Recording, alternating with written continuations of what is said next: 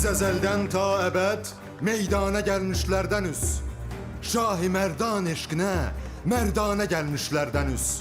Yazmağa hakten kelamullahi natik şerhini kim beyani ilm ile Kur'an'a gelmişlerdeniz. Ey hatayı, eydi ekberdi cemali dilberin, biz bu eydi ekbere kurbana gelmişlerdeniz.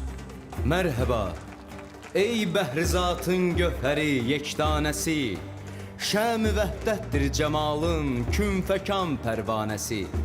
Ta əbəd hüsnün önündə səcdə-i şükr eylərəm.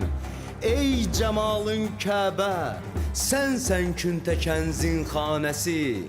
Müminin Kəbə yeridir, kafirin bütxanələr, aşiqin dost eşiqidir, Kəbə və bütxanəsi. Buldu əlindən Nəsimi nəfxey ruhul qüdüs, ey Nəsiminin həbibi, həmdəmi mərdanəsi. Yer yok iken, gök yok iken, ta ezelden var idim. Göherin yektanesinden ileri pergar idim. Göheri ağabeyledim, tuttu cahanı serbeser. Yeri, göğü, erş-i kürsi yaradan settar idim. Girdim Adem cismine, kimse ne bilmez sinimi. Men bu Beytullah içinde ta ezelden var idim. Men hatayiyem, həqi hak tanımışam bir güman. Onun üçün ol yarattı, men ona derkar idim. Mehri könlümdə nihan olduğun ol, ma bilir. Kimse bilmez füqara sirri dilin, şah bilir.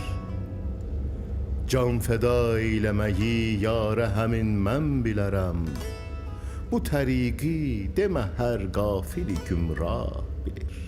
Nəzəri lütfüdürüq etmə Füzulidən kim, sənə sidq ilə özün bəndə-i dərgah bilir.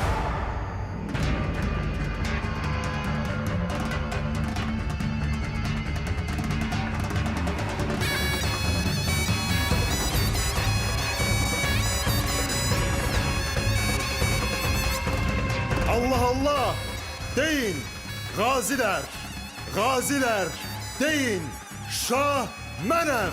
Şah sensen. Qarşı gəlin, səcdə qılın, gaziler deyin, şah mənəm. Şah sensen.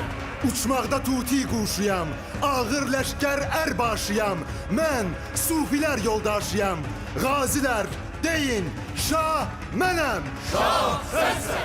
Qırmızı taclı, boz atlı, ağır ləşkər nisbətli, Yusif peyğəmbər sifətli, qaziler deyin, şah mənəm.